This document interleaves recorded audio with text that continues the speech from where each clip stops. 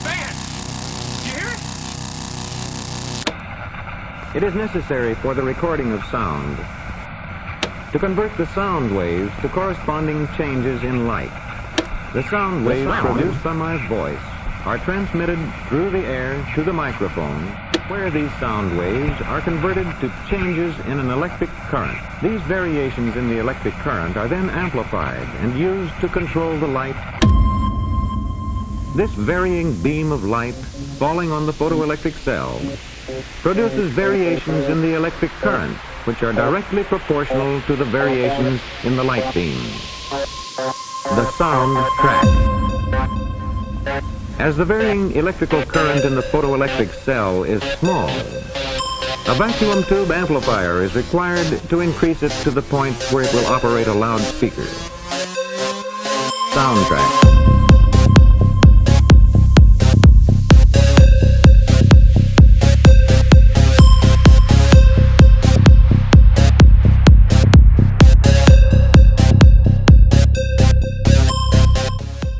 Everybody, welcome back to the Occult Rejects.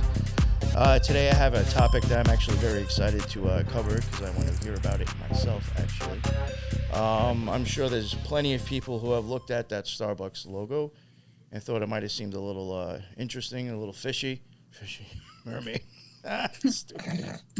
I didn't even mean to do that. It might look a little suspect, you know, and I had NYX hit me up and actually mention something. Or did I ask you? I actually don't even remember how it came I made an Instagram post, and you're like, this is awesome. Like, you need to come on the show and cover it. That's what it was, yes. Because I have always found it very interesting and I've always thought that it did come from something else. Unfortunately, it was just like a topic that I just never got around to really spending the time on. So I was like, this is great. And then I was like, yo, I got to get my boy Thrash on. You know, so I got NYX here to cover the topic of Starbucks logo, and then I also have my boy Thrash with me to co-host. And I guess first we'll start with you, NYX. If you want to promote your Instagram, you can. Sure. Yeah, I don't have a show or anything, just Instagram, and you can find me at NYX. That's NYX.1223. Awesome. Thank you very much. And the link for that will be in the bottom as well with the show notes. And Thrash, would you like to say what's up? And I guess, say whatever you want. What's up? What's going on? Yeah, I got an Instagram as well. I am starting a show, so if you follow my Instagram, eventually there'll be other pages associated with the show, but it's NAR, Gnar, Mosh, Mosh, Thrash, Thrash, and it's all one word. And that's my Instagram. Yeah, I had to type that in twice. You can follow me there. You can message me if you want or whatever. We can talk about subjects or whatever. But stay tuned on there because I will be starting to post stuff when I start producing my show and everything. Awesome. Very good. Yes, and you have gone out and actually gotten all the equipment. You're just pretty much whenever you get around to starting it, right? Yeah, basically just learning the programs as much as I can. Well, that's great, man. Good. So hopefully it won't be too long before you start doing your own show. So, probably a couple, 2-3 weeks maybe. Yeah, we'll get you on here to help get you used to doing it yourself. Okay, cool. Yeah, not a problem, man. And I do also want to remind listeners, I have had NYX on the NY Patriot show multiple times, so I highly suggest to go back and check out those shows if you have never, heard of this wonderful lady before. And same thing with Thrash. I've had him on the Occult Rejects.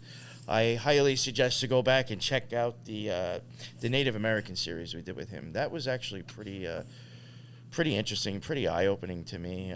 He kind of confirmed a lot of ideas that I may have had too, where, my opinion, a lot of occult symbolism that we see today actually can go even back to the Native Americans.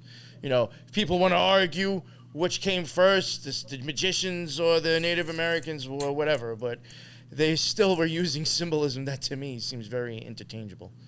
So it was very, very interesting. And you were also covered something with the Jehovah's Witness on the NY Patriot show. Yes. So for listeners who may be new, if you go on to, I guess it'd probably be on the podcasts, not on YouTube, and scroll a little bit, scroll a couple of pages back about a year and a half ago, you'll see that I had Thrash on then. Check that out, because I think that was a very interesting and pretty, I have to say, believe it or not, we did end up having somebody on the Occult Rejects cover the Mormons. No, Jehovah's Witnesses. Wait, was it? Yeah, was it Jehovah's Witness that you covered? Thrash? Yes. Yeah. I remember you got, there were certain details I remember in your show that was actually a little bit more specific than the other person that we had on. And I was like, damn, like I wish I could have put both of those together. So I highly suggest to go check out the one that I did on the NY Patriot show with Thrash. Even though the Occult Rejects did it with Jack Pine, and we did 2 or 3 shows on the NY Patriot show, I think there was some pretty descriptive stuff that you won't hear on the Occult Rejects. That's all I'm trying to get at, is that I do think you filled in some blanks that the other guy didn't talk about. And it's just, not saying one's better than the other. It's just if you listen to both of them, I think you'll get a really good picture. Yeah, both of them, definitely. Yeah. So, enough of me rambling. So, NYX, I don't know how you want to start this off, but the Starbucks logo. Sure. So, everybody's probably looked at the Starbucks logo and kind of wondered what the symbol represented, where they got it, what's the story behind it. And there actually is a story behind it. So in 1971, Starbucks was founded. And Starbucks comes from a fictional character in Moby Dick. His name's Starbuck. And the original logo featured a twin-tailed, bare-breasted mermaid with her tail splayed in a provocative and suggestive way. And NY, I don't know if you want to show the evolution of the Starbucks symbol here, and then you can go into the original logo so people can get a better look. 1 second. This one? There it is. Yes. So you can see in 1971 to 1987, that's when they used the original logo. And over time, they kind of phased out most of her body, probably thinking they should be more family friendly. But in 2011, originally under Starbucks facts page on their website, the backstory went as such. They said, when we were originally looking for a logo for Starbucks in 1971, we wanted to capture the seafaring tradition of early coffee traders. The same story is also featured in the company's co-founder, Howard Schultz's book titled Pour Your Heart Into It, How Starbucks Built a Company One Cup at a Time. And in the book, it says fellow Starbucks founder Terry Heckler pored over old marine books until he came up with a logo based on an old 16th century Norse woodcut. It was a two-tailed mermaid or siren encircled by the store's original name, Starbucks Coffee, Tea, and Spice. That early siren, bare-breasted and rubenicue, was supposed to be as seductive as the coffee itself. So that's the story they gave behind it, but there's a lot of things that don't add up with it, and the website no longer mentions the 16th century Norse woodcut. But it now reads, while scoring some old marine books, something stood out, a mysterious nautical figure called to them as sirens do. And it further stated that the siren is like a super mermaid, and a mermaid with one tail is just a plain old mermaid. And then they have in parentheses, sorry, Ariel. So Starbucks got jokes. But a siren is often depicted with two tails. So a keynote here is to know that sirens originally were not depicted as mermaids. So it wasn't until later in European legend that sirens became, had traits of a mermaid tail or fish. Originally, sirens were depicted as women with lower halves of birds and wings, the wings of birds. Oh, okay. So Yeah. So to me, when I think about that, I think about Lilith. Yeah. You know, she had wings and bird's feet. At least the Sumerian depiction of Lilith. So why did they change their story? So, and that's what I'm about to tell you. So thanks to Carl S. Purdom, a graduate student in the medieval studies at Yale, he has a blog called Got Medieval, and he shows us all the holes within this story. So he points out it would have been impossible for Starbucks founders to have found their muse in a 16th century Norse woodcut, because there is no such thing as a 16th century Norse woodcut. By the time woodcut images on paper rose in medieval Europe around 1400, give or take a decade, there weren't any people left that you could properly call Norse. Indeed, at that point, the Norse hadn't been a ongoing concern for a couple centuries. So right there, you know, you got a problem with their story.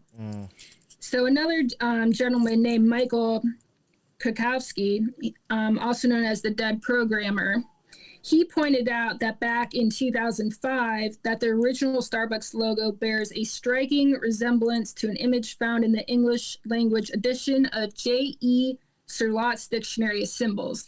Now that black and white depiction of the siren NY, you might want to pull up here, because that's that's the image from the book. So what's interesting is that this book was published the same year that Starbucks was found in 1971. So by looking at the images side by side, there's no doubt that the Starbucks siren was based on this very image. However, in the Dictionary of Symbols, it's labeled as a 15th century with no mention of Norse origin. So, but Surlott's twin-tailed siren is also not from a marine book, but from an early German printed book. And I'm not attempting the title in German, but it loosely translates to the book by a woman called Mélusine, which is a translation of Jean d'Arc's Roman de Mélusine, and was a bestseller in early years of the printing press. So, Did you give me a picture for that one too, or? No, but Okay. the two images, the art illustrations, the one where she's looking in the window and the one where he's watching her bathe, that's going to be from the story I'm going to read real quick here. Okay. Let me go back. Keep going. Yeah, keep going. That's one. And then that's the other. Gotcha. So I'm just going to read this condensed story real quick. There's a bunch of different variations, but so the story tells how in the time of the Crusades, Elinus, the king of Albany, went hunting one day and came across a beautiful lady in the forest. She was Procine, mother of Mélusine. He persuaded her to marry him, but she agreed only on the promise, for there's often a hard and fatal condition attached to any pairing of fey and mortal, that he must not enter her chamber when she birthed or bathed her children. She gave birth to triplets. When he violated this taboo, Procine left the kingdom together with her 3 daughters and traveled to the lost Isle of Avalon. The 3 girls, Mélusine, Melior, and Palatine, grew up in Avalon. On their 15th birthday, Mélusine, the eldest, asked why they had been taken to Avalon. Upon hearing of their father's broken promise, Mélusine sought revenge. She and his sisters captured Elinus and locked him with his riches in a mountain. Procine became enraged when she learned what the girls had done and punished them for their disrespect to their father. Mélusine was content to take the form of a serpent from the waist down every Saturday. Raymond of Poitou came across Mélusine in a forest of Colombiers in Poitou in France and proposed marriage. Just as her mother had done, she laid a condition that he must never enter her chamber on a Saturday. For many years, Raymond kept his promise, and Mélusine bore him 10 sons and organized the construction of marvelous castles. However, Raymond was eventually goaded by a relative and grew suspicious of Mélusine's activities on Saturday. He broke his promise and peeked in to her chamber, where he saw Mélusine bathing in half-serpent form. He kept his transgression a secret until one of their now adult sons murdered another. In front of his court, the grieving Raymond blamed Mélusine and called her a serpent. She then assumed the form of a dragon, provided him with 2 magic rings, and flew off, never to be seen again. She returned only at night to nurse her 2 youngest children, who were still infants. So that's pretty much the gist of the story. Most of the stories closely correlate to that. Doesn't this kind of remind you like of Janus a little bit, the symbolism? Which part of it? Well, I mean, all right, the guy, he's looking into the door, and it looks like he's looking through a eye hole, right? So that means you're only looking you're only using one eye right now to look through. And sure. He's got keys in his hand. Okay, yeah.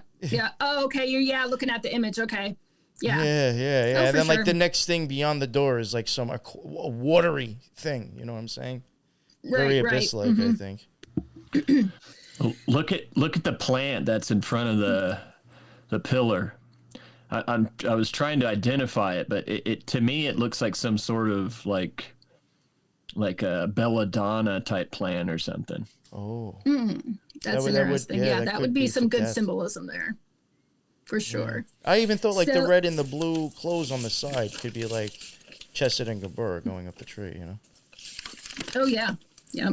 And then she's got her a mirror right there too. It looks I saw that too, and I was like, "That's interesting. Yeah, I wonder what that's about." And what's interesting is we'll touch on the mirrors later, and how mirrors are associated with her. Awesome. So in this story, it talks about her being in a dragon form, but a lot of stories also have her in a mermaid or siren with twin tails.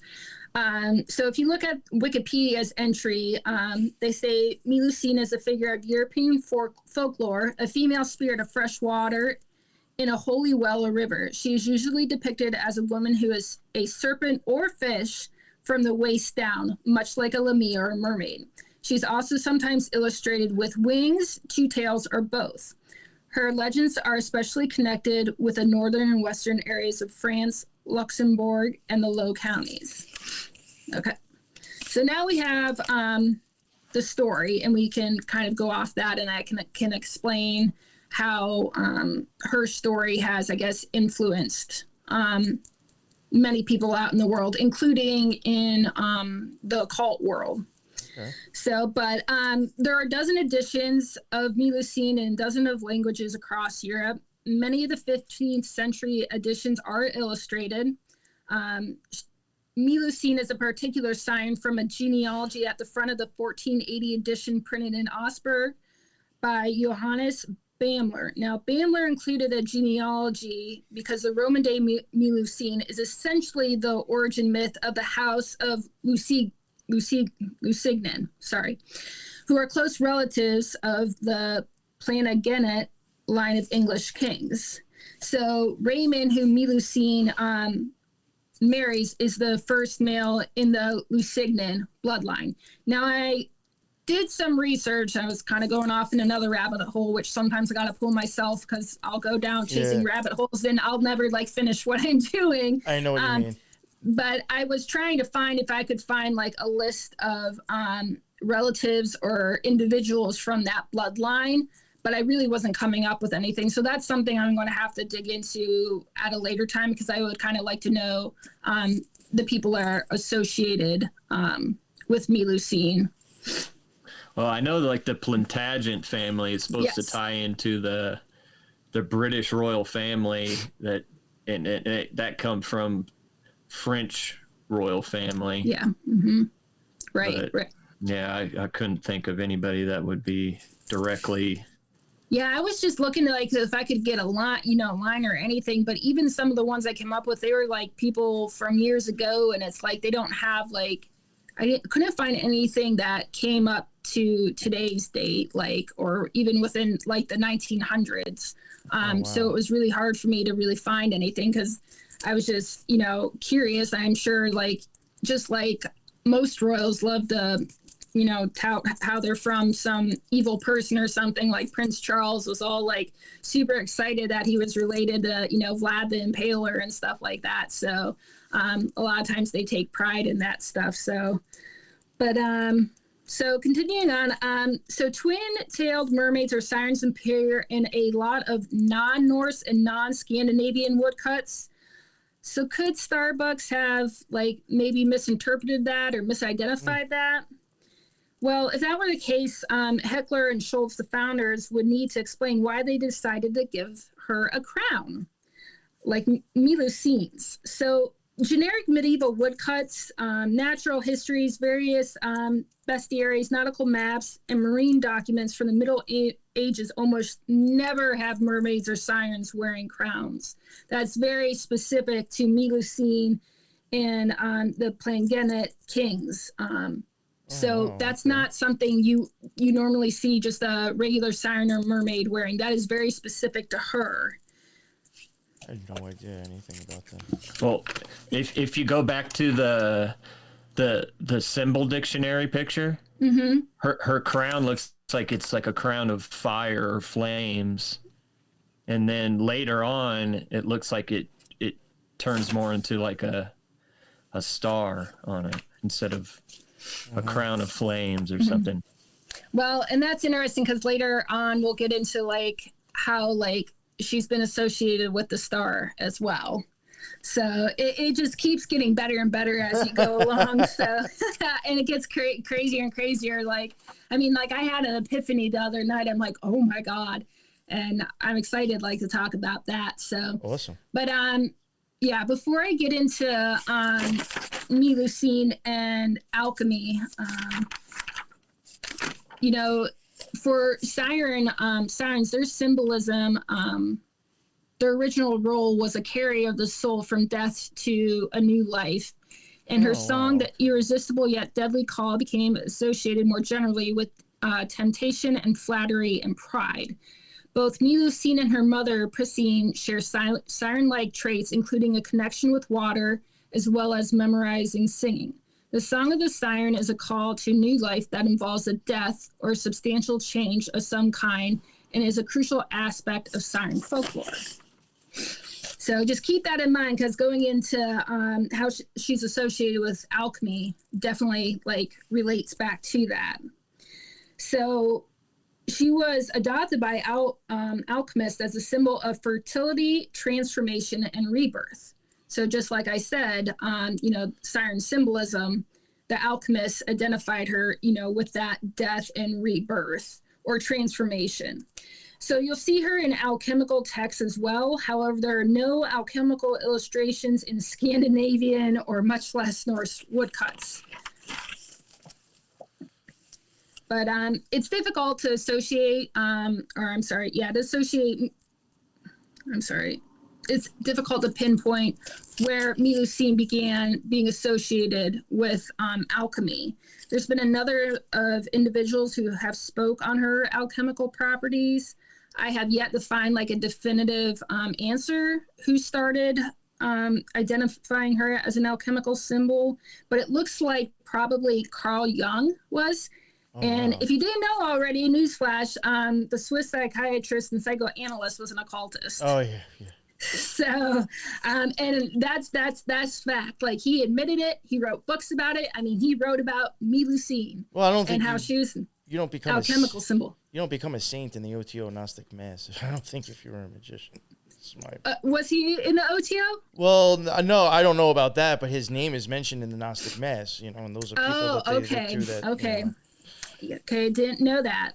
So for Jung, the mermaid embodies an archetype that references the unconscious. The most prominent archetype that corresponds to the unconscious in Jungian thought is the sea. So based on the notion of the unconscious as the sea, Jung develops several interpretations of the mermaid archetype. He sees the mermaid as an anima, and an anima is a feminine image in the male psyche, whereas the opposite of that would be the animus, which is a male image in the female psyche. And as an alchemical metaphor, that refers to the transformative structure of the unconscious and the process of coming to conscious known as individuation. So this is where it gets kind of crazy, and this is where like things start to come together for me. So Jung develops an alchemical interpretation of the mermaid as an alchemical figure. The alchemist unfurled an esoteric interpretation of Mélusine, the aquatic and mysterious fish hybrid woman from European folklore. For Jung, Mélusine lives in the unconscious, existing in the paradisical ideal state prior to the fall of the human into consciousness. Thus she dwells in the blood of the human, the blood as the primal symbol that refers to the soul. She is the indwelling mermaid spirit of the human and a psychic phenomenon, a vision appearing in the mind. And I started thinking about this, right? And I'm like, this is the freaking Little Mermaid story. She's happy living as a mermaid until she runs into a human being who she falls in love with, and then she goes on the land, and it doesn't, if you read the Hans Christian Andersen version, it is not the Disney version. It is a lot darker. She doesn't marry this Prince Eric fellow. She's supposed to kill him if she's to live, and she can't do it, and she turns to sea foam. You remember So Splash? I'm like, oh my Remember that God. movie Splash? What's too? that? That movie Splash. Yes, too. I've thought about Splash too. So I'm like, was Hans Christian Andersen, was he an occultist? Was he an alchemist? And I went online and I started looking around, and apparently someone, it's a website called Painted Blind Publishing Literary Alchemy. And he apparently came to the same conclusion that I did, because he says that The Little Mermaid is the story of an anima's pursuit of the ego, but in that variation, she is not able to be made conscious, is drained of meaning, and must eventually submit to turning into sea foam. That is, she cannot accomplish what must be accomplished in the individuation process, and so is consumed in the sea of unconscious, from which she will eventually be renewed. And I was like, this is insane. Like, right here, like this, I'm like, this is the story of the Little Mermaid, and like, it just was wild to me how that all came together like that. Finding that looking into Starbucks. Yeah, right. So, but continuing on with Jung, he says she's an anima figure, a variation of the mercurial serpent of alchemy known as Mercurius. And that's a whole nother show. I did not have time to go down that rabbit hole to explore that character. So sometimes Mélusine is interpreted as a snake woman, like the Lamia. Her twofold nature evincing the monstrous aspect of the alchemical figure of Mercurius. So she has ties to that character as well. Well, look here. Look at this picture here. She's got red hair, and then the Little Mermaid, she's got red hair. So. Oh, we're going to the Scarlet Horror. Yeah. Didn't think of that. So, two other individuals, French philosophers and friends, Gilles Deleuze and Félix Guattari, they took the concept of Jung's Mélusine and further developed it into their own concepts and ideologies, which included the metallic conscious network, which was the material world versus matrix, and the machinic unconscious. Then they had magic and becoming animal. Now, that's not literal animal. They were talking about a cipher that refers to a power and effects, thus becoming animal entails becoming receptive to alien effects and powers. Attempting such receptivity involves opening thresholds between oneself and the world, what Deleuze and Guattari called sorcery. So, and then they also talk about the machinic mermaid, the mermaid matrix, and the alien feminine. But all that is a whole lot of other stuff that I didn't have time to get into, but it was very interesting how they talked about magic and becoming an animal, and not in the literal sense, and they called it sorcery. So that kind of ties into the video I was watching last night. Which was what? Oh, that Nicholas Schreck was like being interviewed by that Bob Larson guy, and he started talking about his werewolf order. And then he was talking about how a lot of the black magicians, they're able to transform themselves into different creatures, and that's what he was talking about. And he literally mentioned sorcery and everything. It's wild. It's wild when you start looking into it all and all the synchronicity and like connections you can make. So yeah, I would leave that image up right now, NY, because that's what I'm getting into next. Perfect. So Mélusine also inspired the founder of the surrealist art movement, Andre Breton. In 1944, he wrote Arcane 17, an extended prose poem named after the 17th card, the star, in the Tarot's major arcana. The work combined the personal with the mythical and reflected upon themes of love, loss, and war. Both Breton and his new wife had experienced profound personal misfortune prior to meeting. So the star card symbolizes hope and renewal. By associating this card with the medieval figure of the fairy siren, Mélusine, Breton found an image through which he could channel his thoughts about everything, from alchemy and politics to the future of humanity. So if Mélusine is an honorary siren, then through her connections with them, she also shares some of their imagery.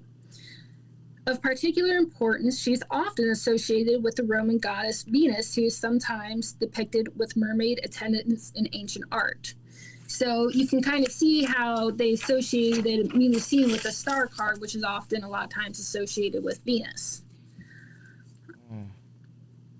Venus was of considerable influence on the imagery of mermaids in 12th century sculpture, and during the later medieval period, mermaids were frequently depicted holding her attributes of mirror and a comb.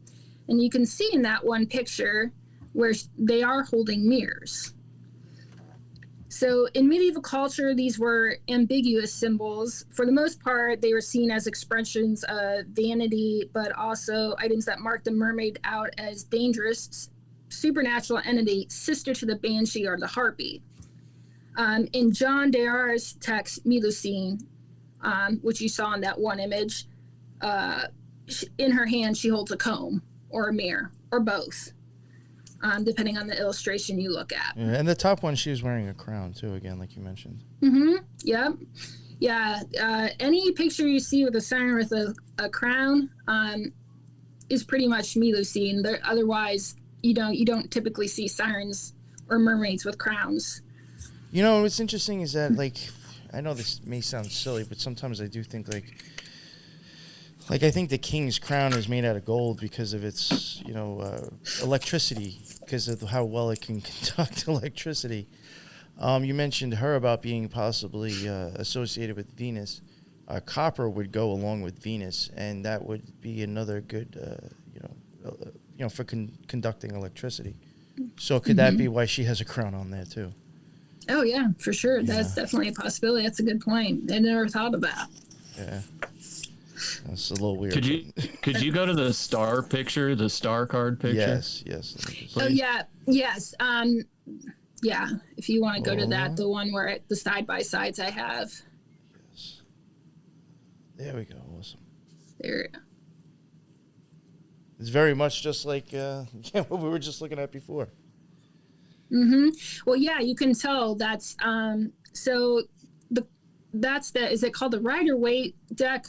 The one on the left, NY?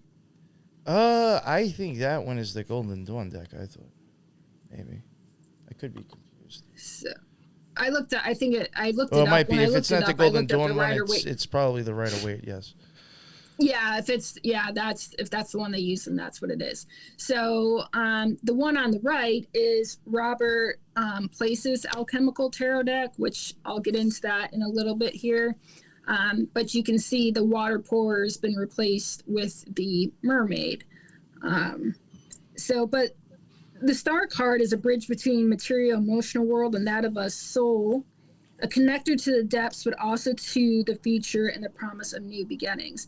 So again, you go back to that siren symbolism, and it ties in very nicely with the star card, the death and rebirth, or significant transformation or change.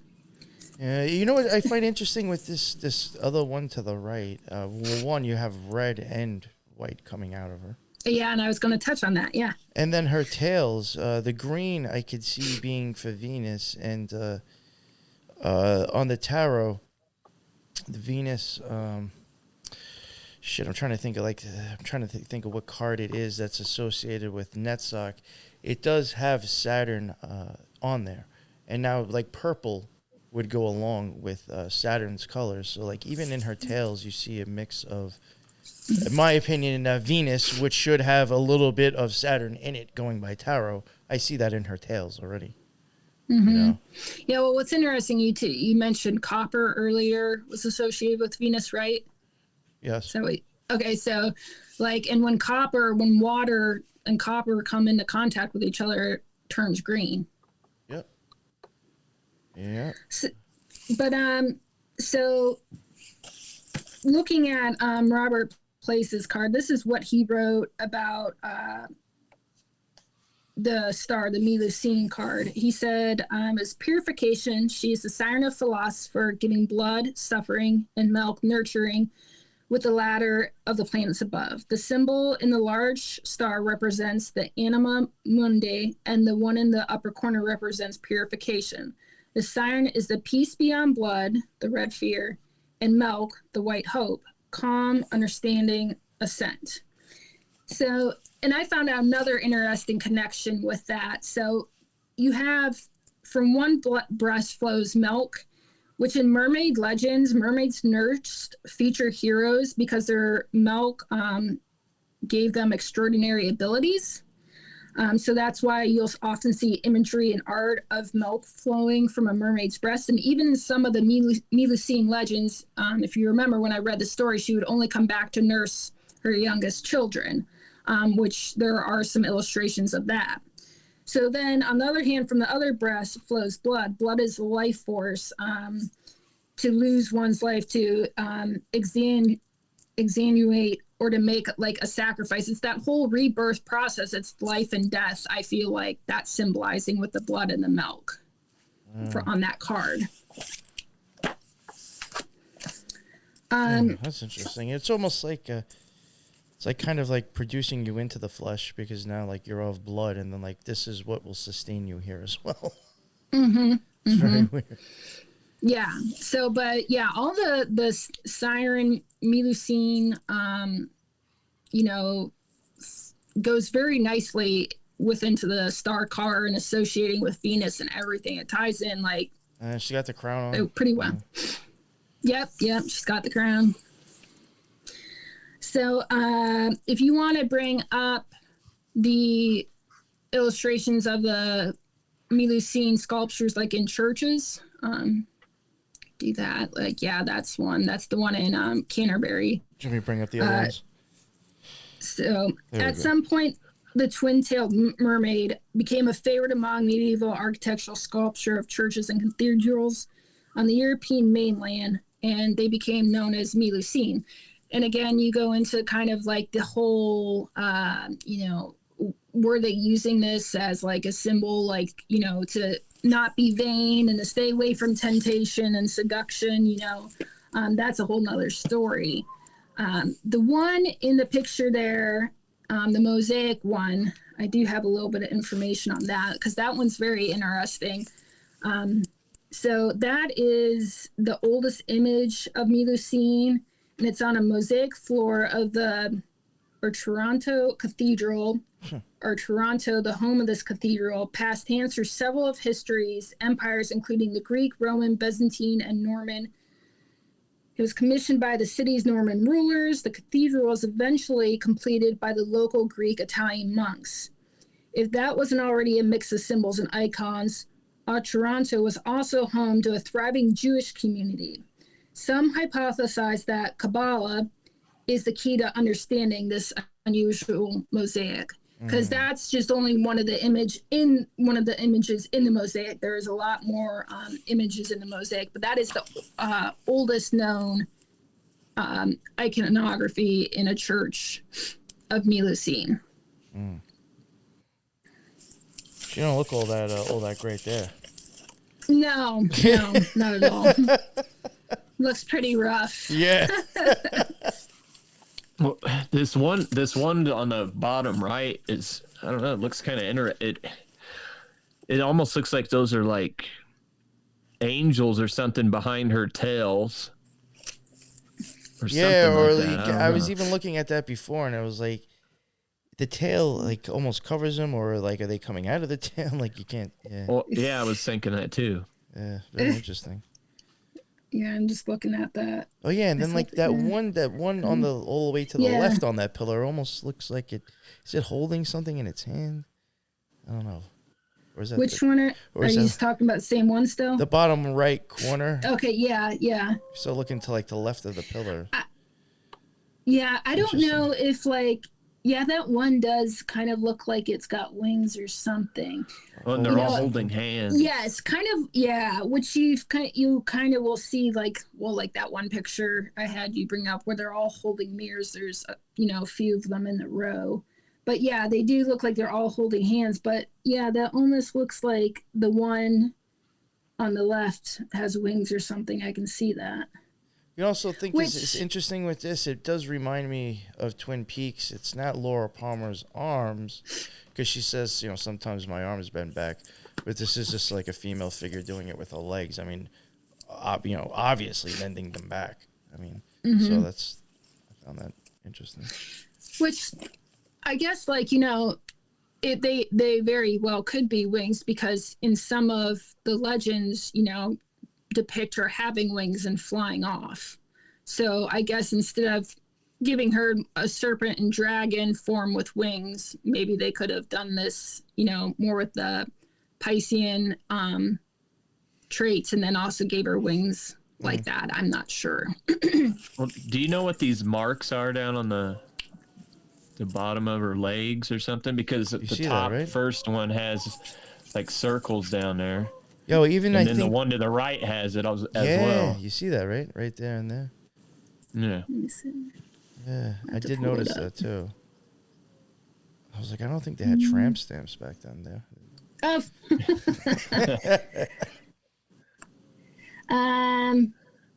Yeah, I've seen those. So you're talking about the top right one Yeah. now? So to me, that almost looks like, so in some Interesting. symbolism, I think I have a book of symbolism. You ever seen those, like, I don't know, God, they're so raunchy looking. The little images of the, I don't know, people and spreading the female genitalia, like with their hands. It's like been an ancient. Oh, yes. I know what you're talking about. So that looks very close to the image that how they draw the female genitalia on that picture. Yeah, I was kind of thinking that too. Like maybe there's like two. That's weird. or something. Yeah, and there, maybe one for each tail. I'm not sure. Yeah. Hmm. Yeah, that's very. But those are things, that I haven't seen. And it looks like even the top left one has two. They're not quite like oblong or oval, but they're circle. Yeah. So yeah. she's got it too. Yeah, that's very interesting, Thrash, that you pointed it out, because I never really. Well, and then Paid look at attention. the first one. The middle looks like almost like a helix kind of. Yes. Oh, going yeah. on. Or believe it or not, I almost thought it looked like kind of like wiring or something. Or like two things going up and something being wrapped around it. It's really interesting too. If you think about it, I didn't think about this. The way Mélusine is positioned, aside from being very suggestive, that almost is like a trident symbol she's putting herself into. Holy shit. Oh yeah. Damn. And that just occurred to me now when we were looking at, these in detail. Yeah, you can really see that honestly with these two. Mm-hmm. Yeah. It just honestly even made me think about the horseshoe. Before there was something up in the top corner on one of the cards, and I was like, "Yo, that really looks like Lucky Brand." Fucking jeans. Yeah, it was on the right side. Yeah, you saw that too, right, bro? Yeah. But I've even thought that because I have a pair. I've thought that before when I've looked at it. I'm like, I really swear to God, there's occult symbolism right on my back pockets on these. I mean, honestly, believe it or not, and it's not like I buy bougie shit. I go and get this stuff from like the outlets. But like one time I went to Polo and like they had these jeans that were on sale, and like all of them were literally like different. If they even had the same pattern, it wasn't done the same on the pants. It's hard to explain, but like odds are you are not going to see like another copy the same exact way. And there was one that I found like digging through all the pants that like I was like, yo, I swear these fucking, there was like 3 patches on the pants. I'm like, yo, this is occult symbolism. I fucking bought them. Oh my god. Yeah, it had like it looked like the oh fuck, what is that? The Def Leppard that the, you know, with the animal symbol, like it looked almost just like that, and like some other patch. Oh, wow. Yeah, it was really weird. It was like I had a red patch, a blue patch, and then something else, and I was like, and I was like, fuck it, I gotta grab this.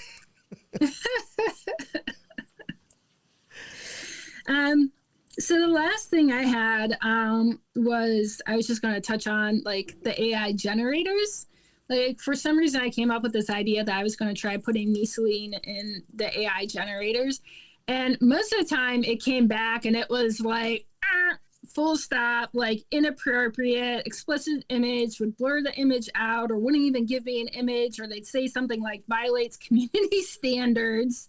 But there were a couple images I got that came out of it, but I just find it interesting how she's looked at, you know, such an inappropriate image. So it makes sense why Starbucks probably decided to cut the rest of her out. But I don't know if you want to pull up those AI images. Yes, I will. You'll see. And the one is really interesting because it kind of goes into like the more serpent, dragon, reptilian look. No. See, that's interesting. Like, I wonder if like are those nipples like copper? Is that gold? Like, what is that? Mm-hmm. Well, she definitely looks like she has red hair. There it is. Yeah. So it's interesting, like how almost like maybe the one on the left is, you know, how they depicted her when she actually takes the form of, you know, the dragon or the snake, or maybe and even a little bit of a combination of like, you know, the siren in the lower half. But the lower half seems kind of like Piscean, like twin-tailed siren in the top almost seems, you know, the more dragon, snake, reptilian form. But most of the time, like, it wouldn't give me a lot of images. I would have to keep retrying because it would tell me inappropriate, explicit, like... Yo, do you think that one on the left... Sorry, go ahead, Thrash. Go ahead. It even wanted to put the red hair in there too. Yeah, like, I thought that copper. was just Look a at that. regular That's image copper. somebody made. Yeah, and It's copper copper. too. Yeah. Very interesting. That's weird. Yo, I swear to God, like, not to even sound like, you know, make a joke, but kind of be like half serious. I mean, the one on the left, I mean, you see that type of image being like artificially replicated on women right now, especially in hip hop and rap. Well, I mean, look at the bottom part. That's what I'm getting at. It's like it's overly done. I mean, she definitely has fucking childbearing hips. Well, I mean, even below that, it almost looks like some sort of star or something like that. Yeah. And it's interesting, like, she's got, like, on the one side of the tail, it looks like a flame. Yeah. Which you could get, I guess, with copper, right, and electricity? Mm-hmm. I don't know. Yeah. Well, that's wild. Yeah. But yeah, so I kind of like, this is just scratching the surface. Like I said, there's a lot of things I didn't have time to get into because I'd be chasing just rabbit hole after rabbit hole. You know, like there's so much more I probably could have covered and, you know, find on like her being associated with alchemy. You know, there's people who have wrote like, you know, academia papers on her and being in alchemy. And I just like, there's so much to cover, like, and we only have so much time. Like, it could easily become a series. Yeah, right now, it I would be understand. a lot of work, but I try to at least cover the basics and some of the more interesting key points with her. So Yeah. I don't know. It was just a really interesting topic to look at. Like, a lot of people I know, like others who were researching her and stuff, a lot of them felt like that the Starbucks lady was like Ishtar, Lilith, some of those. And I don't agree with that. I definitely think it ties back to Mélusine. I could see how maybe Ishtar would be tied into it a bit, just because Venus and Ishtar are associated with the star card. And they, even in this old Starbucks logo, they had, stars in the logo. That could be stars associated with Venus, or that could be stars associated with the character, maybe Starbuck, from Moby Dick. I don't know. Could be either one of those. So, but I didn't see her as Lilith. Although, interestingly enough, sirens early on, sirens were depicted more in the form that the Sumerian Lilith show, with the lower half of a bird and wings. So, but I definitely feel like, this is what she is, that they got her. Whether they know it or not, I don't know. They could be maybe just willfully ignorant, or they might have really known. But I wouldn't be surprised if they really knew, and we're using her as an alchemical symbol and maybe, building a prosperous business. I'll put it this way. I'm not, whoever designed this, I'm sorry. Regardless if the Starbucks, the people who picked it, understand, but whoever designed this shit, I'm sorry. I think they understood exactly where they got it from. I'm not cutting any slack on that one. Maybe Starbucks was like, had a bunch of people present them stuff and they were like, oh, that looks good. But I'm sure whoever presented it to him knew exactly what the fuck this shit was. Well, the fact that they had to change their story. That too, I think, is weird. Because there's no such thing as a 16th century Norse woodcut. And, people talked about what their website used to say. And I read to you what their website says now, where they don't mention the 16th century Norse woodcut at all. So they just, kind of leave it that she was found in a book and she was a siren. Yeah. Well, it's interesting, the siren aspect. Excuse me. So sirens were supposed to lead sailors to their death, right? Their songs. So basically attracting these sailors to, it would be considered like an island or something like that. Well, the logo would be basically doing the same thing, bringing in people, customers for their product. And I'll tell you what, there's a Starbucks right outside my window. It could be a blizzard out there, and there's a line around the drive-thru. No matter what. Dunkin' Donuts, like, I go, I'm like, just give me Starbucks a damn K-cup. Just give me a K-cup and I'm happy. But, like, I go by Starbucks or Dunkin' Donuts, and, like, people are waiting in line, and, like, they have to be in that line for, like, at least an hour. I'm like, this is insane. It's like it's like a cult itself. You know what I think is interesting about how you're saying kind of bringing you towards death. I have said that I thought in Twin Peaks, again, I have to go back to Twin Peaks, but of course, we're talking about coffee. They always, constantly having coffee in like those white cups. It's either like a white cup at the diner or it's a white cup, a styrofoam cup like at the precinct. But like if you look down at it, you are literally seeing an eclipse, or you're seeing that dark circle with the white line around it. That I have always said that I think kind of resembles the black sun, and that's going towards the abyss. So I could see how coffee would be, the image of it could be used as associated with death again. Because believe it or not, as silly as that sounds, the round, the white line around the fucking black coffee. Go ahead, I'm sorry. And going off what Thrash said with like sirens being seductive and stuff, coffee can't, or caffeine can have addictive qualities. I have heard even some people say that in like recovery, some recovery, agencies or whatever tell people to stay away from caffeine because it is an addictive habit forming thing. So, that's kind of interesting that it is a coffee company and caffeine can be seen. It's funny how, oh man, it's making me think of a tarot card now. On the top of the tree, between sphere 2 and 3, remember, I think I said to you earlier, I thought there was a lot of, besides the star, I think you can even see aspects of her in the Empress card. As you start coming down the tree after that, you have the Lover's card. And I have always joked that it's kind of like the feminine energy tricking the male energy into coming over. Because the card that I have has her like chained to this rock and like these snakes coming out and like, this dude coming out of the air with like a fucking sword saving the damsel in distress. Like, I manipulated into you coming over here. I seduced you to come save me. She's naked on the rock, chained up. Help.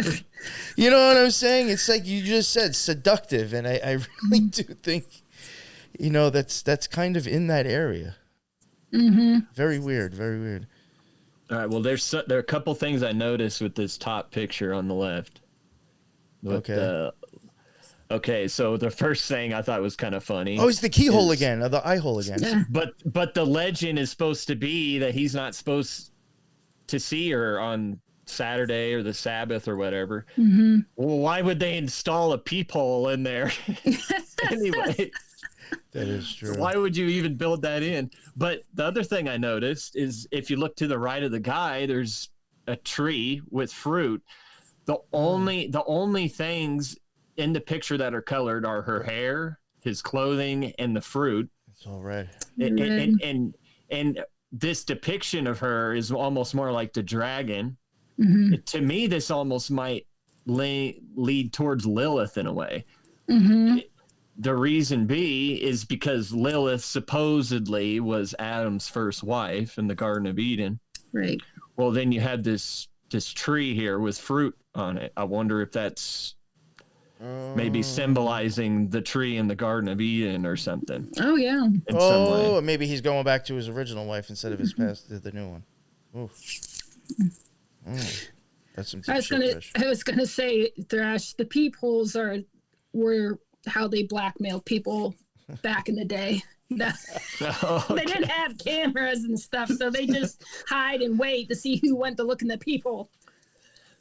Oh man. Wow. That is a definitely. Yeah, this guy's probably some Jesuit spy. Yeah, he's got no keys though, right? You guys don't see any keys, right? No, not in that one. That picture really I did find interesting because I was like, that kind of reminds me of the last one that you showed. Yeah. Archways, trees. Very interesting. Awesome stuff. I think this was great. Yeah, great work. Thank you very much. Fun. Yeah. Hell yeah. It was definitely no problem. Informative. I haven't really heard of this woman or this deity before, so this was kind of new for me. Neither did I, but when I was like looking, like I'm like, what it, just kind of, it was out of boredom. I was looking to see what everybody was saying, what they thought it was and everything. And there were so many different things they were saying. And then there was like kind of really crazy stuff. Like they were going off like flip her upside down. And she looks like this Baphomet's head or like the goat's head and stuff. I'm like, okay, we're getting a little on the crazy side with things. And I could see maybe the Aries symbol, but that's like a goat or ram's head and stuff. So some of them were associating with that. Some was associating with Lilith and Ishtar and stuff. I'm like, okay, there's like too many like theories out here. So I kind of wanted to look at myself. And I did see in one post someone say Mélusine, and I said, well, I'm like, what is Mélusine? So I started looking up Mélusine. I'm like, yeah, this is it. Because Mélusine is very specific, When she's depicted in a Piscean, like with Piscean traits or fish traits, mermaid traits, siren traits, she's almost always depicted as having twin tails. So, and I know they say sirens can be depicted as having twin tails, but to be honest with you, I've always seen illustrations of sirens looking pretty much like mermaids. They're just like, malevolent mermaids, I haven't seen a lot of depictions of twin-tailed sirens or twin-tailed anything for that matter, like in the fashion that the Starbucks logo is. Oh. Yeah, I clicked on a video the other day. It was like a minute-long video. It was nothing. It was like bonkers. It was like a robot voice, but it was just like trying to correlate just the craziest stuff. Like it had to have been some schizophrenic or something that freaking put it I know together. some of them like were super wild. I'm like, what?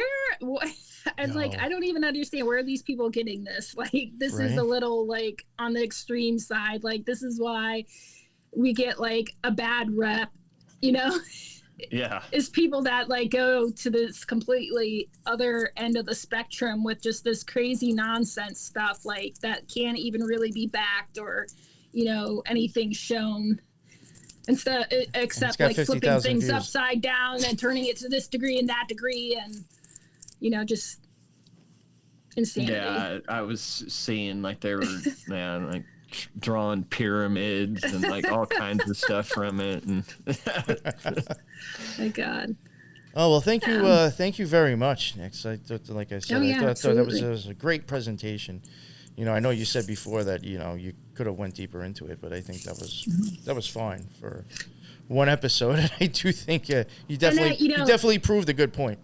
And I did go into it a little bit deeper because when you told me, like, when you asked me to cover it on the show, like, I'm like, well, I want to see if there's anything else I can find. And there was a lot of other stuff I found in much greater detail. But again, it's a, one hell of a rabbit hole to go down. Yeah, for sure.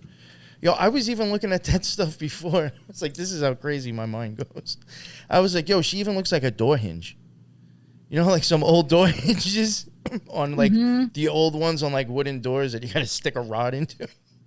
Oh my gosh. Or even like she even could be a door knocker. The shape she is. Yeah, very weird. I know that sounds out there, but I was like thinking back to like the lover's card that I have and it's like if she has chains, that kind of almost makes you think of like the links in the door hinge, and then the rod was the sword. Yeah. The weirdest shit I think of when I start looking at stuff stoned. Well, and then you were saying earlier that Mercury or something is tied in, and I believe Mercury is associated with Virgo. I think Virgo is in Mercury at that time, I think. So maybe she's associated with Virgo as well or something like that. Yeah, that's quite possible because like I started like looking at it, I'm like, oh boy, no, gotta stop. Whole nother episode. Like we're gonna end up with a mini series if I go down each rabbit hole this leads me to.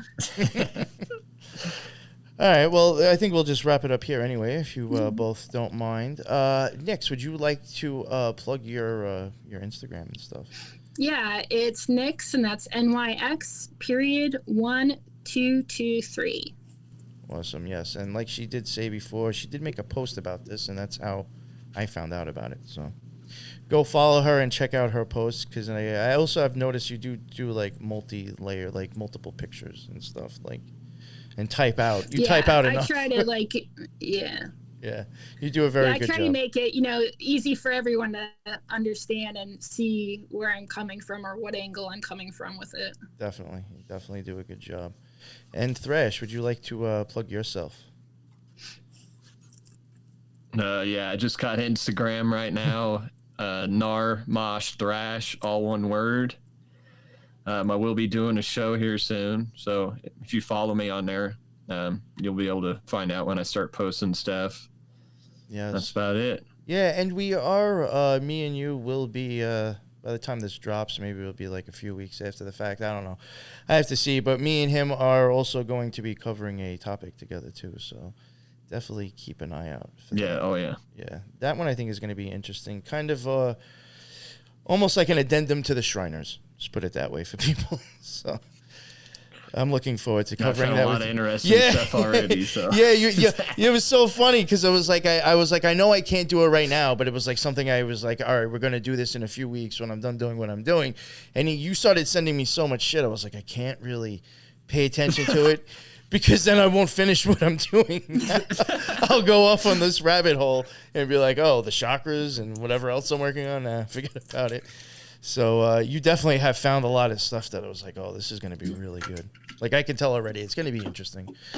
So definitely keep an eye out for that. And NYX, like I said, thank you very much for coming on and doing that presentation. Thanks for having me. Thank you for the images that you sent. That's what's up. I always love when people want to bring images and things to show up on the screen. And I'm sure I will be having you on again. So if you like this episode, I highly suggest to go back and check out the other ones that she has done. And she will be on again in the future. I'm almost sure of it. And check out the links in the bottom for everybody's stuff. Check out the links for the YouTube, the Rumble. We do go live on Rumble a lot now, so check that out if you want to catch lives there instead of YouTube. And check out the new Twitter account and the TikTok if you want to follow my shit posting. And until the next one, everybody be well. Later.